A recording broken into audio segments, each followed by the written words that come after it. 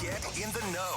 Non-stop Vikings talk. It's Purple Daily on Score North and ScoreNorth.com. Purple Daily, presented by Surly Brewing Company.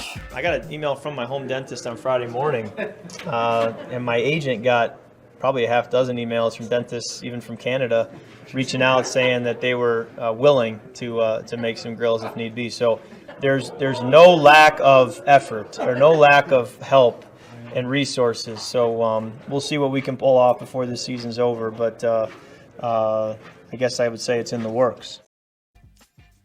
It's going to happen. He's just going to have like a $50,000 diamond grill over his teeth. I got to think it's going to be something like just brief and funny, right? I hope that he wears it for a full game. Me too. I hope he can you get him sort of permanently installed? Can you? I don't know how that works, I guess. I wouldn't know. But let's make this happen. And if we need to start a fund, if Kirk's kind of thrifty. Kirk has made crazy money in his life, but doesn't he still drive a van and Yeah, something like he's very, very safe with his money. So look, if he needs a nudge, we're here to help. Maybe do a GoFundMe for Kirk's Grill, Kirk O'Chain's Grill on Purple Daily. Or maybe we can get Judd a grill. What if we did that, a GoFundMe for Judd to wear a grill during the vent line of the wild card round of the playoffs? What do you think, Judd? I really think that sounds like a bad idea, but Judd, let me think on it. Until a dentist office steps up. Judd here for St. Louis Park Dental I was Company. at the dentist this morning. Little cleanup. Oh, look at you. Oh, good for you. Little cleanup. Teeth That's feeling why real we're good. blinded by your smile this morning. Oh, yeah, with all the usual. coffee I drink. Yeah, I don't think so. This is Purple Daily here, folks. Daily Vikings Entertainment, the most popular and largest Vikings podcast in all of America. We just want the Vikings to win a Super Bowl before we die. The show is presented by our friends at TCL. No matter what you watch, TCL has award-winning TVs for any budget, any space, all with stunning picture quality. TCL makes more than just TVs. They offer mobile products, audio devices, and home appliances. TCL brings you joy and simplicity through innovative technology. Surly brings you joy as well. All the time. And they do it through a team of beers that are absolutely delicious and fantastic. You talk about a deep roster, gentlemen. You talk about a deep roster, and I'll talk to you about my friends at Surly Brewing, who have a roster that, yes, it includes the superstar, Furious, but it also includes Logic Bomb, which is great. Before I Die, which speaks to everyone who loves this show. And on. Game day is nearing. The weekend is almost here, and I have only one question for you. Have you gone to your liquor store yet to make sure that fridge is well stocked up on Surly Brewing? And when you do, of course, show us your cans at Score North on Twitter. Today, like every Thursday, is the State of the Vikings Offense episode. We'll get to a random Viking of the week and some other stuff on the show, too. But this is where we take you through usually four, I guess. I've kind of landed on four this season, 4 categories of offense, and we flesh out where are they at. What are some of the things, the trends that are good, the trends that are bad? But we'll start with the overall snapshot here. Where does the Vikings offense rank in some key categories? They had that clunker against Dallas that really booted them down a few notches, like only scoring 3 points and not gaining any yards and stuff. So the Patriots game helped them climb back up a little bit. Yards per play, the Vikings offense is 18th in the NFL, so not ideal. Points per game, they're up to 12th again. They were at one point 8th, and then they scored 3 points against Dallas, down to 13th. Now they're back up to 12th. Okay. Expected points added, so EPA, 18th. And then Football Outsiders DVOA has them at 20th. So some of the analytical measurements have them at 18th and 20th offensively. But the output is higher. It's 12th in points per game. So just generally speaking, before we get into some of these categories, what do you think about that? There's clearly a gap between how many points they're scoring and then the process by which they are going about their offense. So here's my takeaway as I watch this thing evolve through 11 games now. And I don't know if you guys agree with this or not.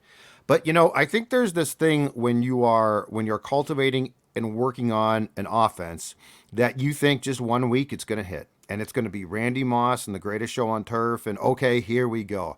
But I think it's slow, and I think it has stops and starts. And I will say this, the more I watch this offense operate, and the Patriots game had some really impressive things. Is it perfect? Absolutely not. Does it have the exact right personnel? I honestly don't know, but I do know this. When you are finding ways now, and I don't think that this was true 6 weeks back, when you are finding ways now to say, everyone understands how we are going to make Justin Jefferson the focal point, and whether he catches the ball or not, his presence is going to benefit us. He's not taken away. So I will say, from a patient point of view, I think that Kevin O'Connell, Kirk Cousins, and Jefferson to a large degree, that this is coming together. I think it's slow. I think it's going to have setbacks at times because that's how life operates. But I am not as down on this as I think you would be if you just looked at the advanced metrics and said, it's not working. Yeah, I agree. It feels like I'm kind of shocked, actually, because when I watch the games, I know that they disappear for chunks. That has happened less and less, I think, after the bye. So I get that they disappear for chunks. But if you were to ask me, hey, you haven't looked at the stats all year, but you've watched the Vikings offense, whereabouts are they? I would believe the 12th in points per game much more than the 18th or 20th in yards in process. So this doesn't mesh with my personal eye test. Declan. Yeah, I think the offense just looks so much better, and it's just more consistent. The last few years under Mike Zimmer and obviously under Gary Kubiak, Kubiak was able to get the most out of it, and then he created this great little zone scheme that was able to do stuff. But now when the Vikings are on offense for probably the first time, man, I really can't really remember this. Maybe in the Dante days, I'm confident they're going to score. What are they going to do here? What big play are they going to do? Yeah, probably Favre 09 too. But that was more of a blip, and then things obviously went off the rails so far. With Kevin O'Connell, it's this young and up-and-coming coach, and there's weapons all over the place that, we're still kind of even scratching the surface. It looks great so far. It looks really good so far. But as it matures, as even not just this season goes on, but next season and seasons after that, is this offense even just going to blast off to the next level? And that's what I'm so optimistic about. Yeah. Well, let's dive into some of the categories here. And we'll start with this one. This is a very, very good trend for the Vikings. And this is probably part of the reason why we think the overall offense should just look better in the stat sheets. This category is fourth quarter offense. The Vikings have the best fourth quarter scoring offense in the entire league. And they're not exactly playing a lot of garbage time here, folks. This isn't like games where they're trailing by 20 and just putting up fourth quarter numbers. There's a couple other teams in here, like Cleveland ranks high. There's a couple other very subpar football teams. Mm-hmm. But the Vikings have the most points per fourth quarter of any team in the league. They're averaging 8.5 points per fourth quarter. Let's dig deeper on this, okay? This is going to get a little stat intensive. I will try to make this. I know. I will try to not make this impossible to decipher here, but. So fourth quarter and overtime, and I'm going to use expected points added. This is an offensive process. Expected points added is also, we're weeding out garbage time here. We're going close games only. Expected points added based on your offensive process in the fourth quarter and overtime. The Vikings rank second in fourth quarter offensive EPA behind only the Chiefs. They rank second in fourth quarter passing EPA behind only the Chiefs. Kirk Cousins, Justin Jefferson, and the passing game. Mm-hmm. So there's another one here, too, that we'll get to. But when you hear that the Vikings are the best scoring offense in the fourth quarter, and when you strip away garbage time, when you just look at close games only in the fourth quarter, the Vikings are second in fourth quarter offensive EPA and second in passing EPA behind only the Chiefs. What does that say? It says that's why you are 9-2. And fourth quarter success, I mean, the majority of games in this league are close. So if you can do what the Chiefs and Vikings do, guess what? It covers up a multitude of sins. It covers up a first half that might be disappointing. It covers up a third quarter in which we know that the Vikings certainly have not maximized their efficiency on the offensive side of the ball, right? So, I mean, this again goes back to the entire thing that we've been begging for here since Kirk came here. Don't put up stats that are counting stats where we're like, oh, those are great stats, but you've won 8 games, 9 games. Put up stats, and more importantly, put up a performance when it matters. So I think that this is why they are 9-2, because they have come through when it matters most. And that is something that the previous teams for the last, I don't know, at least 2 years did not do.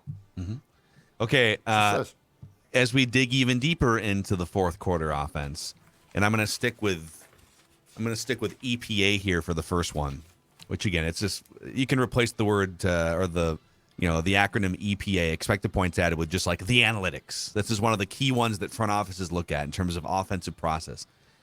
In close game situations in the fourth quarter and overtime, which is kind of where the Vikings have lived all season, Kirk Cousins is third in quarterback EPA, behind only Patrick Mahomes and Jalen Hurts. Cousins is also fifth in completion percentage in close games in the fourth quarter overtime, behind only Patrick Mahomes, Jalen Hurts, Justin Herbert, and Cooper Rush. Cooper Rush is actually Poor guy's on the a bench. very legitimate backup. He's going to quarterback. start somewhere eventually. Yeah, we'll start next year. So just to sum all of this up, the Vikings offense is incredible in the fourth quarter. Yep. Incredible when the game is close in the fourth quarter and overtime, behind only the Chiefs, really. And Kirk Cousins has been incredible in close games in the fourth quarter and overtime, in large part because he's getting some protection and because Justin Jefferson is able to pull down anything with one or two hands. Credit to both those guys. And Kevin O'Connell's done a great job there too. He's calling the right plays.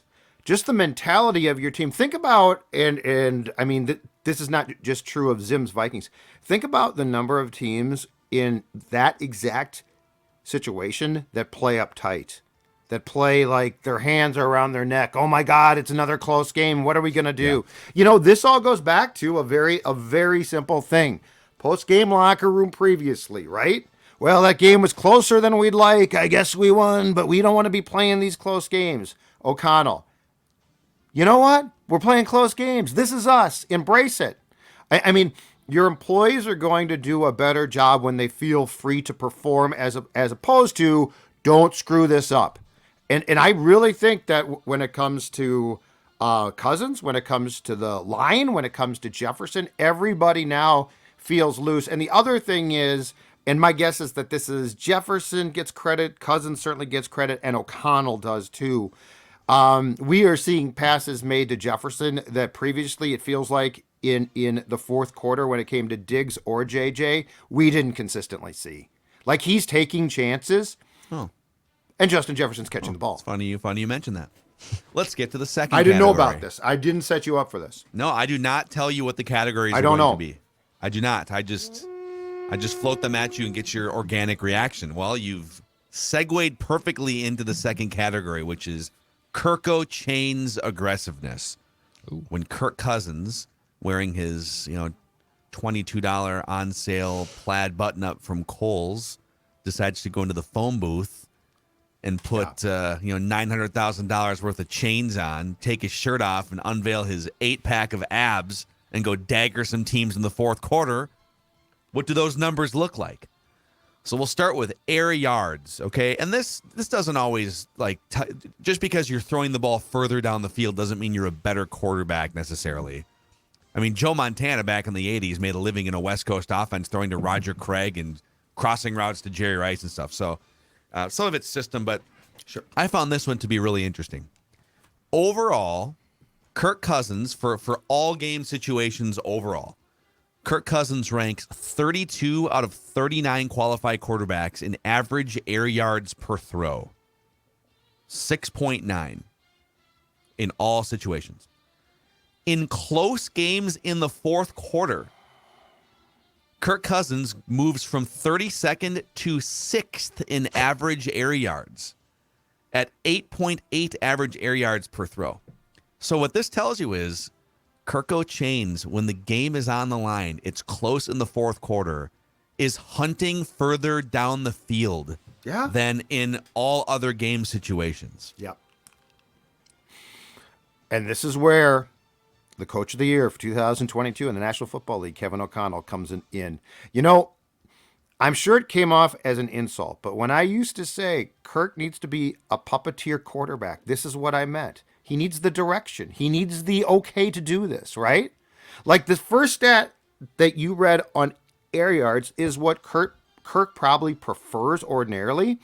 But when it's go time and Kirk O'Chains must show up, this is what the coach is like, no, we're going downfield and we're going to do it. And, deep in Kirk's heart, he hated the Jefferson throw in Buffalo because, he's like, I got to bring that throw down. It's got to be a better throw, blah, blah, blah. Okay, but Kirk O'Chains knows that's not the case. Kirk O'Chains knows you take that chance and Justin Jefferson's a freak and he catches it. So I think it's so interesting how the van driving, plaid shirt wearing Kirk meets Kirk O'Chains. And Kirk O'Chains, unrecognizable to his parents, probably his wife and kids, just a different guy. But Kirk O'Chains isn't, you know who he is? He's a combination of two people. Kirk Cousins, of course, being one of them. The other, what Kevin O'Connell wanted to be but couldn't. That's an interesting one. He's sort of, you know what he is? He's like that doll Chucky from the horror movies, and he's limited in his doll body. Yeah, child's play. Yeah. And so he needs to go find an able-bodied human to take over so that he can live. Kevin O'Connell has broken out of his toy box and he has found Kirk Cousins. Kevin O'Connell always wanted to be this, and he wasn't talented enough. Kirk is. Yes. Okay, so the second part to this, because you were bringing up, it kind of feels like he's just throwing more contested passes to Justin Jefferson, right? Well, your eye test is correct.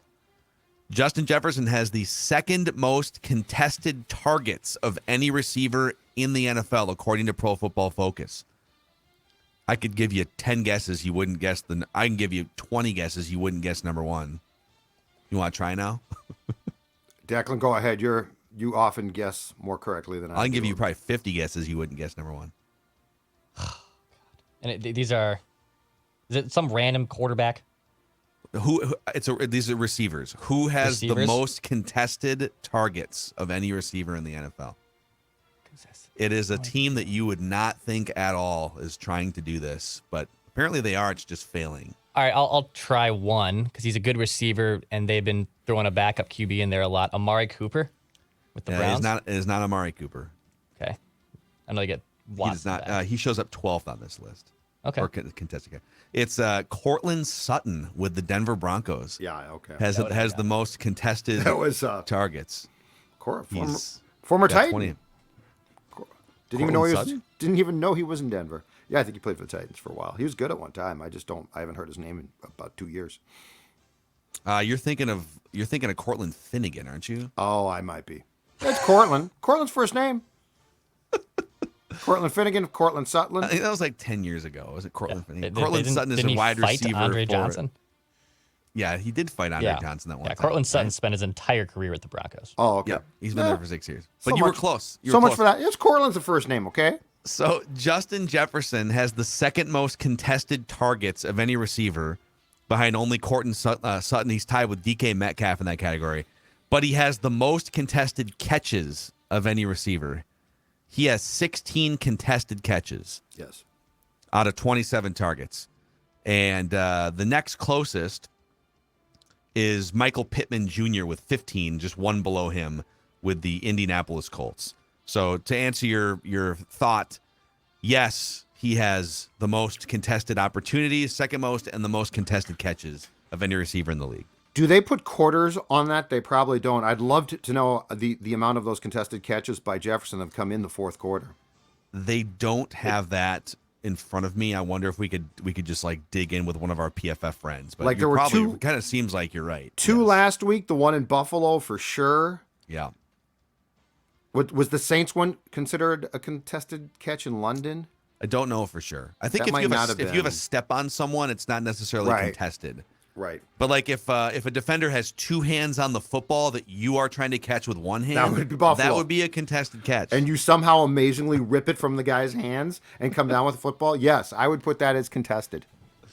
Yes. There's been a lot of listeners that have two hands on their their slip from Underdog that they don't want to give up. There's been, man, No. some of our listeners and viewers have had a nice little season so far. No, Better than Declan. It way better than me, and I prefer it. I prefer that our Score North listeners are winning big with our friends at Underdog Fantasy, like our guy Jeremy did here. Okay, so Jeremy decided to show us this slip. He took some lowers, he took some hires, he mixed and matched a little 5-item parlay here, and a bunch of obscure players to a degree. Some like Bryce. He took Bryce Perkins. He said he will go lower on the passing yards, right? And he wrote some hires on Kyler Murray, on Geno Smith, on David Carr as well. You can join Underdog Fantasy with promo code SCORE, SKOR. They'll match your first deposit up to $100. So you get some free bets there as well. Show us those pick'em slips. Let me know how you're doing. Join Underdog Fantasy, promo code SCORE, SKOR. They'll match your first deposit up to $100. Yeah, Finch Home Solutions also helping us. Most of us, like, when we watch a lot of sports on the weekends, we don't have any time for fixing things around the house, or we're just idiots. That's kind of where we fall on this show. But that's fine, because guess what? It takes only one call to Finch to get any electrical issues in your home solved. Christmas lights not working. It's that time of year. Did you plug them in and they didn't work? Need work done to get that hot tub installed because you've decided for a Christmas gift you're going to give yourself a hot tub. Do you have flickering lights or any other issues in your home? Don't wait until something goes wrong. Finch actually is offering a free home safety inspection to all of our Score North listeners. Be sure to tell them that you heard about Finch on Score North. Special deals will be there for you then. Visit it's finchhomesolutions.com, or you can call them 612-357-2604. finchhomesolutions.com. It's that time of year. Don't ignore electrical issues in your home. Go to finchhomesolutions.com. If you are a business owner out there, Federated Mutual Insurance Company is like having a great offensive line to protect your business. They are a great guiding hand when the business waters are choppy or even smooth, which you never know. Could vary from year to year, from month to month. But you can tap into over 100 years of experience, relationships, all the things that Federated can bring to your business to help maximize the success of your company. Find out at federatedinsurance.com, where it's our business to protect yours. All right, boys, category number 3 here, state of the offense. Sparring with the best. So this is from Will Raggett's SI. The NFL's top 4 defenses in DVOA are the Cowboys, Patriots, Bills, and Jets. Somehow the Vikings ended up with a 4-game stretch against those 4 teams. They would go 3-1 with a win over the Jets on Sunday. So let's focus on the 3. So they're playing the best defenses in the NFL. The Commanders have a top 10 defense in a lot of metrics. I think the Colts too. And there might be another one in there. But they're basically just playing like a bunch of the best defenses in the NFL right now. So let's focus on the first 3 games of that 4-game stretch, because the Jets game hasn't happened yet. So in 2 of those games, the Vikings have scored 33 points. Now they scored 3 points in the 3rd game, but in the Patriots game and the Bills game, they've scored 33 points. There was a kick return touchdown in there against the Patriots, but the 33 points surrendered by the Bills is the most they've allowed against any team this season. The 33 points surrendered by the Patriots is the 2nd most they've surrendered to any team this season. The Jets, by the way, are allowing 13 points per game since week 5, so they're going to be a problem. But, take some of these. If there's some disappointment in the offensive output here and there, they are playing the best defenses in the NFL here. And you're going to face, these are the types of teams you might face in the playoffs. So it's not like you're going to get to January and, oh, thank God we get to play the Lions defense for 4 straight weeks.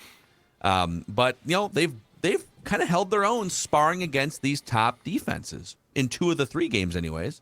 Yeah, and Dallas was such a disaster that it's hard to gauge that game. They've done a good job. And again, to go back to the first statistic or category is in the 4th quarter, they've been, for the most part, magnificent against defenses that in some ways, there's no question that we know in the Patriots game, they sort of set them up too, because to go back to the play, I think it was the Thielen touchdown where O'Connell told Kirk right before the communication system shut off, we finally got the look, right? I mean, that's a patience thing. That's a savvy thing.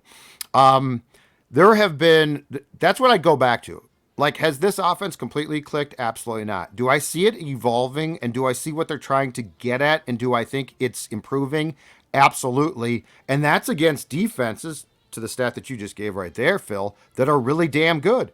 So that's why I'm impressed. And the Dallas game was terrible. I get that, but it was such a blip game. You got drilled, which is a concern, I know. But for the most part, what we saw against, for instance, the Commanders or the Patriots or the Bills for sure is damn impressive.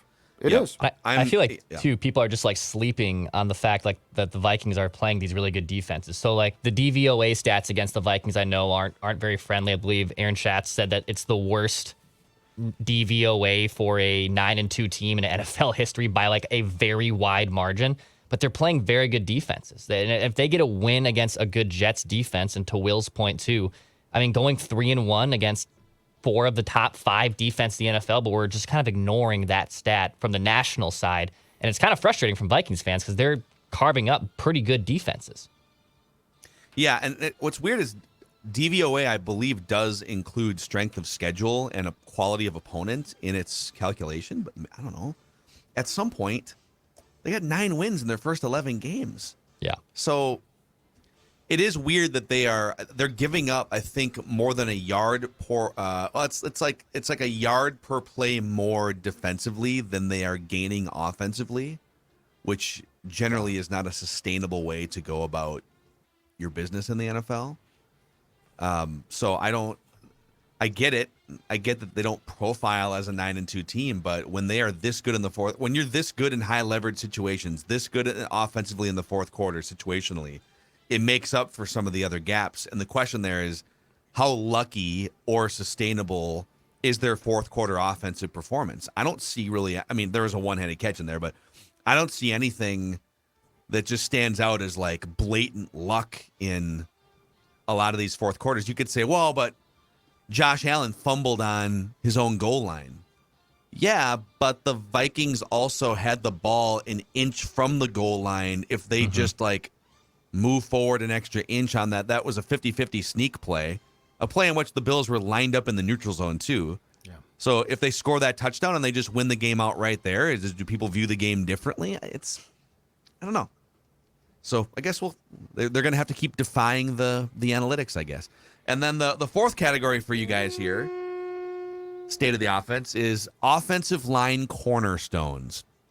According to Pro Football Focus this morning, Christian Darrisaw is your number 2 graded offensive tackle out of 84 in the league. Whew. Brian O'Neill is your number 11 graded offensive tackle out of 84 in the league. And the fun doesn't stop there. Garrett Bradbury is the number 10 graded center out of 41 centers qualified. And Ezra Cleveland is the number 9 graded guard out of 89 guards. Much, much, much more. He's an elite run blocker. He's got work to do as a pass protector, but it all evens out to him being the 9th. So they have top 11 across their position at 4 of the 5 offensive line slots, and then Ed Ingram has struggled. But that's pretty damn impressive. And all of those guys are 27 years old or younger, and 3 of those 4 are on rookie scale contracts, although Bradbury becomes a free agent. And the tackles make you feel great, right? Like, it's so nice now. How long has it been since the Vikings had bookend tackles who are this good? And it felt like, you know what? To their credit, for the most part, they've done a pretty good job of scheming around problems too. I mean, Blake Brandel was a disaster against the Cowboys because I think Darrisaw played like 15 snaps. Brandel wasn't prepared to play, and that was very clear. But they got him some tight end chipping help against the Patriots. So it feels like they also are doing a far better job of game planning to, at least if they know who's going to play, put their linemen in a position to succeed, aside from Ingram, who is just a work in progress. Yeah. But beyond that, it feels like there's much more of a coherent plan. I mean, Bradbury, there's no way he's just improved this much, right? Like, it's got to be he's improved, credit to him. But there's got to be a coaching philosophy or scheme as well that's helped him improve because he was so far down compared to where he is now. Yeah, they may have cleaned up some mechanical things with him, and this is where like my knowledge only goes about a quarter inch past my face, and then Alex Boone takes over on the Trenches episodes on Tuesdays, and he's pointed out a number of different times where Bradbury is just making like good, smart plays to help the other guards, going back and forth, kind of across the A gap, and that's right, I said back and forth across the A gap. You got to. Yeah, but I think they're doing a really good job of. They know that interior pressure is death to this offense because you don't have a quarterback that can just scoot out of the pocket and keep a play alive with his legs when faced with interior pressure. And so schematically, I think they've done a pretty good job of just like using the buddy system. All right, we're going to slide Bradbury left here. You and Ezra, I got this, okay? And then, or using chipping help to, you can keep tackles one-on-one with a chip help, and then the three interior guys can handle any sort of interior pressure. So they're doing some good things there. That's all because of Alex Boone, not because of anything I'm able to take credit for it. on my own. Yep. So there you go. That's your state of the offense there, your 4 categories. Amazing fourth quarter offense. Kirko chains, driving the ball down the field. Oh, yeah. Contested throws to Jefferson. Contested catches galore. That's awesome. Yeah. Inject Very it. impressive.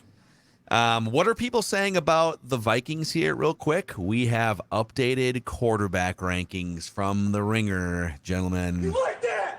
You like that? Every week they update their 1 through 32 quarterback rankings. Patrick Mahomes is number 1. Mm-hmm. Justin Herbert has risen back up to number 2 here the last couple weeks.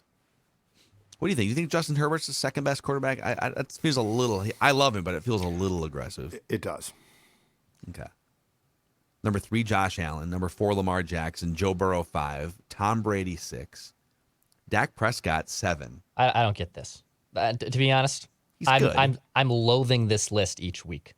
I really am starting to question it each week. Stephen Reeves is smarter than I am when it comes to quarterback play, and football. But every time I see these rankings, and I know where Kirk is, so I know where he is, and I know you're about to get there. I just don't agree with these rankings at all. Dak is not the 7th best quarterback in the NFL. No. 8, Aaron Rodgers. 9, Geno Smith. 10, Trevor Lawrence. You all laughed at Macadac when he put Trevor Lawrence. No, I did not. in I his top agreed 10 with before you. the season. I agreed with you. You remember All laughed. that. You cackled. Nobody laughed. Well, Mocked. the You listeners and ridiculed. viewers did, but they always laugh at us. Mackie, you can't. They did this with Joe Burrow, too. You can't put Joe Burrow in your top 10. Well, get back to me in 4 months. Trevor Lawrence with an actual head coach that knows what he's Lashing doing. out. Yes. Doug Peterson's loved by his Wow. players. Oh boy. Oh, and by the way, Urban Meyer is just like yucking it up on the Fox. Big Like he Noon never left for college Jack. football. It's like he was God. never in Jacksonville now. I love how that's. Hey, boys, let's go talk some college football. It's like you were groping some gal at a Yeah. college bar. Ugh. All right, guy. A young gal, and you're a despicable human being. You kicked your kicker, dude. But coming up next on Fox College Sports Saturday. Ba-dum, ba-dum, ba-dum, ba-dum, ba-dum. Jalen Hurts, number 11. That's one I don't get. Yeah, How is he 11th? you get one game right now. Who do you want? Dak Prescott, Jalen Hurts. Jalen Hurts. Jalen Hurts. No question, right? No question. 12 is Tua. Also low. That's so low. Also low as far as I'm concerned. Oh, my God. I did not peek this list beforehand. Yeah. 13, Ryan Tannehill. Yeah. Come on. Yeah, 14, also. Kirk Cousins. Are they penalizing Tua and Kirk for having Tyreek Hill and Justin Jefferson? Yes, I think so. And Okay. just being out for 4 games, I guess. But when he's been healthy, he's legitimately been statistically the best But quarterback. I mean, in Kirk the never NFL. misses time. It's the whole thing's weird. It's very Yeah, odd. so, I think 14th isn't the worst place to put Kirk, but I think this year he's getting, because his numbers aren't great, you got to look deeper this season. It's the fourth quarter stuff that we just went over. Right, but I'm more Tannehill, I don't know, man. I can't. I'm more offended by the fact that Hurts is that low. That's the one that really, and Tua, like the whole, if they had one guy, if Kirk was where Kirk is and the rest of the list made sense to me, I'd probably be like, okay, that's not great, but but that's just really weird. The guys that are below Kirk are Kyler Murray. Oh, and by the way, Patrick Peterson filleted Kyler Murray on his podcast yesterday. I did not hear it. I Kyler saw Murray it. cares about only Kyler Murray. I have the clip. We can play it if we want here in a Let's do minute. it. Let's do it. Let's play it right now. What are people saying about the Vikings, and then there is what are the Vikings saying about other people?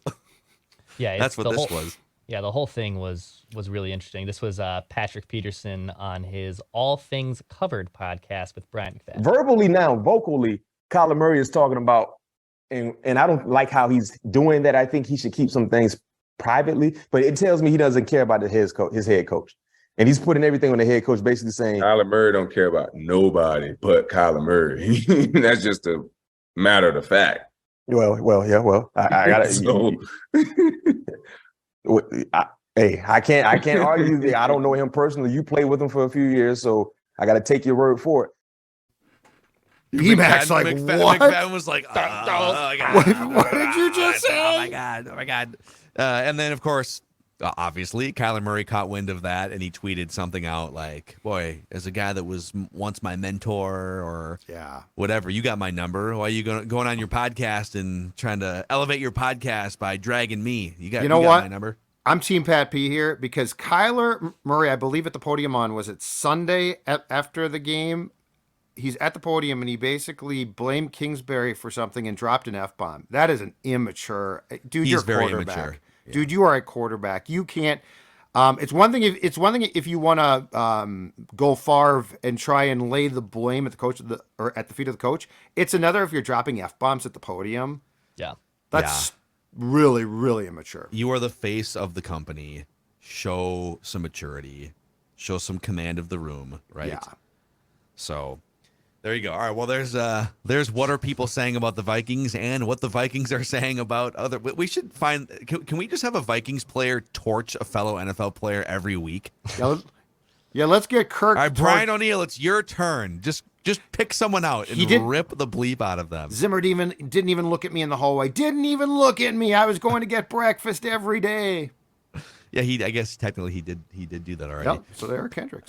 Random Viking of the week coming up, but just quick thoughts from you, Judd, on Christian Darrisaw still in the concussion protocol here. Very unlikely to play this week against the Jets, which I don't think is a huge surprise. Unlikely to play against the Jets. I think he might play the following game. Is that the Detroit game? Yes. In Detroit, I saw him courtside at the Wolves game last night. Oh, looking okay. good. JJ, looking good. KJ. Okay, so he's out and about. That's JJ good. and KJ were there on the baseline right by Ja's dad. At midcourt,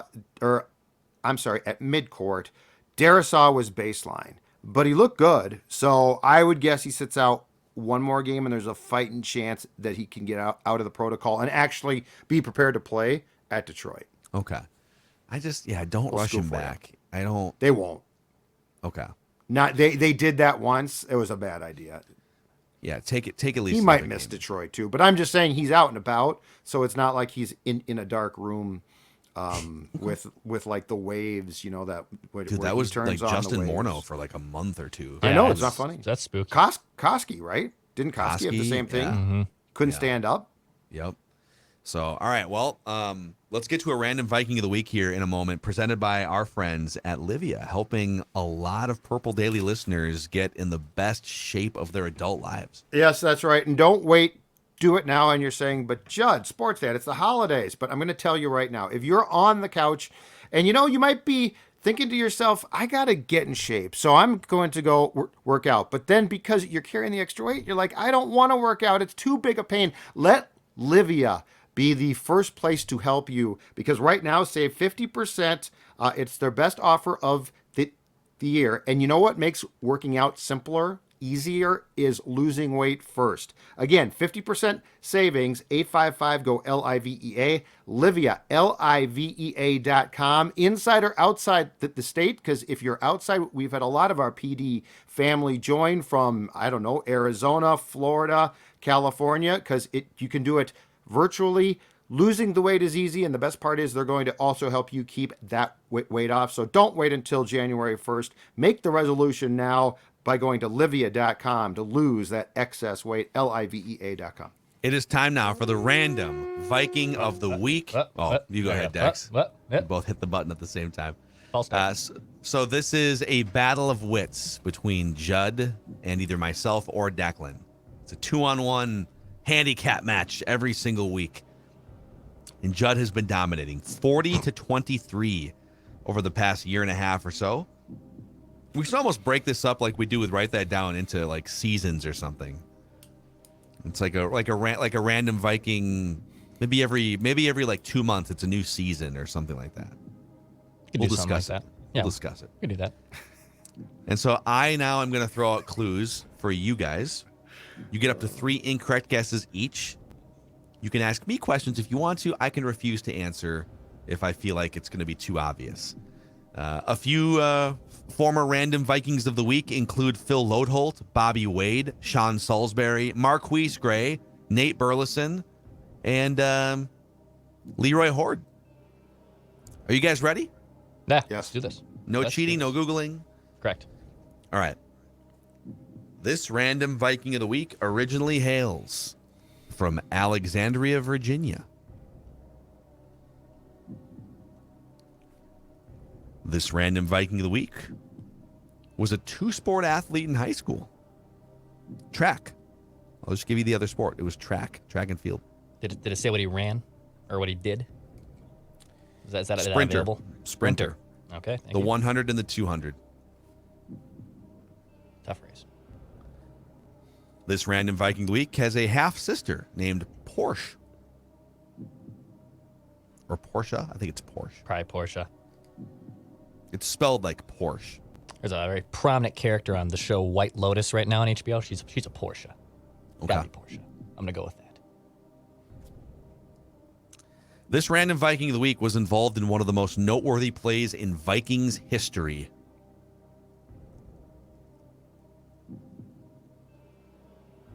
Okay. Or memorable plays. I don't know what the word is. A play that people remember in Vikings history. I'll take a guess. Mo Williams.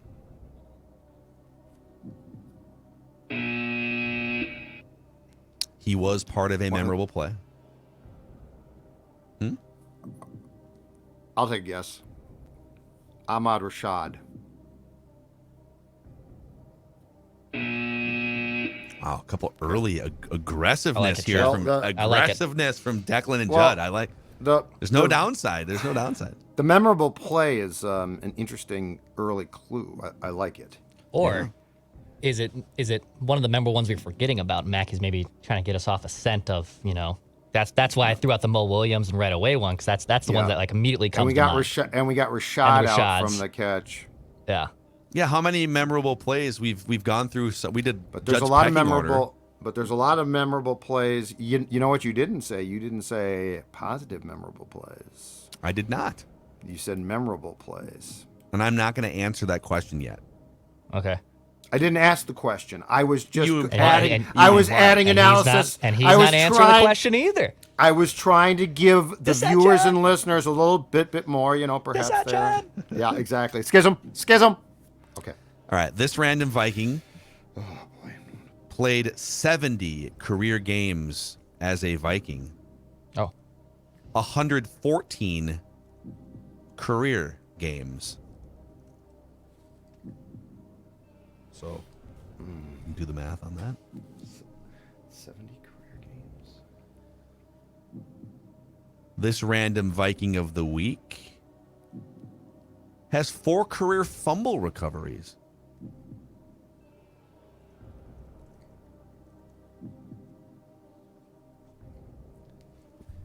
This Random Viking of the Week, out of high school, received scholarship offers from Florida, USC, Ohio State, and Auburn, but wound up going to a lower profile Power 5 school than those anyways. Oh. It's not this guy, but God. You got 2 more guesses to burn. Yeah, if you, but, if you want to take a shot. No. This Random Viking of the Week, Oh boy. Yep.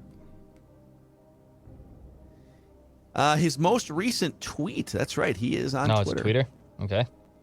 is, quote, comfort and growth can't coexist. Comfort and growth can't coexist. Okay. Tony Robbins, got it. All right. You guys are both talking to yourselves too. This is great. No, well, that's creep. Judd's doing like the I don't know if you guys are Lord of the Rings. He's like the Gandalf. He's like talking to the moth to like get the eagle. Lord of the Rings fans, the comments will know exactly what I'm talking about. I'm highlighting something because I want to highlight it. Yep. Okay. Okay. This random Viking of the week was a 5th round draft pick. By the Vikings? You want to answer that or no? I'm trying to decide if I want to answer that. You're asking, Declan's pushing the questions, so I like this. Pushing the envelope for the questions. Yes. Yes. Okay. This random Viking of the week has a brother currently in the NFL as an active player.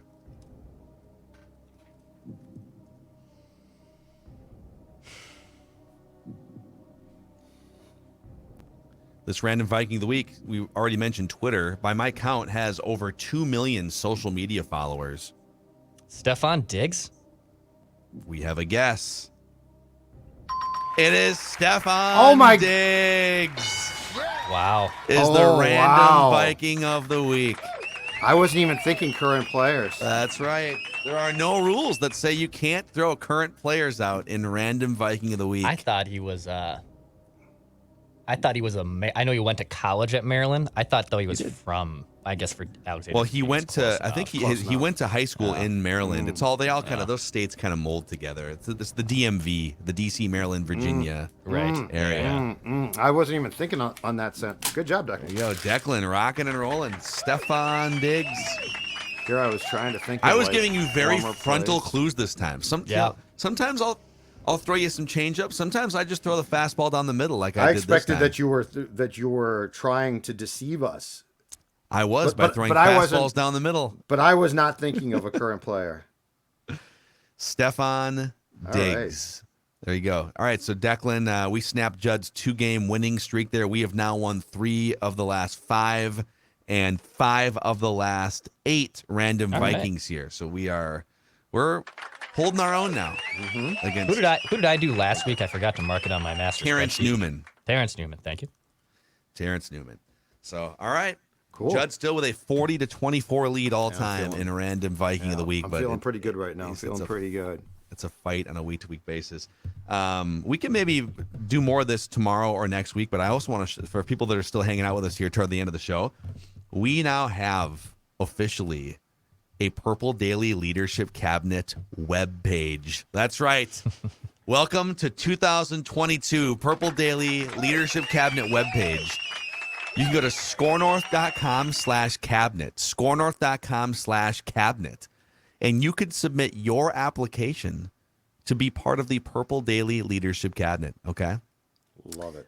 So anyone that we've already given like 50 or 60 leadership titles to over the last few months, I just have those written down like in a Word document, and we now have an actual like web portal for this. So literally, I'm just looking here like we have a VP of Randy Moss Memories, Derek Harsh. We have a resident Baker Mayfield lookalike, Jay Greenleaf. We have the East Coast ambassador to Zilgadian Disciples, Kip Nasda. If you, the Purple Daily Cabinet chaplain is Stephen Mish. If you at any point have been appointed as a Purple Daily cabinet leader, please go to scorenorth.com/cabinet and reapply with your position so that we can get you up on the website. And anyone who wants to be part of the Purple Daily leadership team, for instance, we have added in the last just couple of hours here an official Tim Brewster historian. I just saw that one. That's great. Yeah, that's Andrew Olson. I love that. And we've also added from the Write That Down yesterday, the Vikings TikTok CEO is Dustin Klug. So all right. Scorenorth.com/cabinet. We'll see you guys tomorrow here. Daily Vikings Entertainment. It's Purple Daily. We'll see you for a Feedback Friday tomorrow.